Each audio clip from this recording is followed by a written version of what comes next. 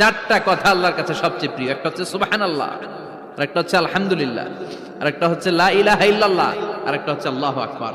এই যে শুরুতে তিনটা তাকবীর দিছি, এই তাকবীরটা আল্লাহর প্রিয় কথা যে চারটা, এই চারটার মধ্যে একটা আছে না নাই? আওয়াজ করে পড়েন আল্লাহু আকবার। সবচেয়ে প্রিয় আল্লাহর কাছে এই চারটা কথা। লা ইয়াদুররুকা বিআইয়িহিন্না বাদাতা। বিষ্ণু বললেন এই চারটার যেটা দিয়ে শুরু করতে মন চায় করো, কোনো সমস্যা নেই। সুবহানাল্লাহ পড়েন। এজন্য ফরজ নামাজের পরে এই তাসবিহগুলো পড়বেন। আব্দুল্লাহ ইবনে আমর ইবনে আস তিনি বর্ণনা করেন, আমি বিশ্বনবীকে আঙ্গুলের গিরা দিয়ে এই তাসবিহগুলো পড়তে দেখেছি। রাআইতুন নাবিয়্যা সাল্লাল্লাহু আলাইহি ওয়াসাল্লাম ইয়াকিদু তাসবিহা বিয়ামিন। আমি বিশ্বনবীর ডান হাতের আঙ্গুলের গিরায় তাসবিহগুলোকে পড়তে দেখেছি। পড়তে রাজি আছেন? ডান হাত তোলেন, এই আঙ্গুলের করের মধ্যে এইভাবে রাখেন, এইভাবে রেখে নামাজের পরেই সুবহানাল্লাহ আলহামদুলিল্লাহ পড়তে রাজি আছেন?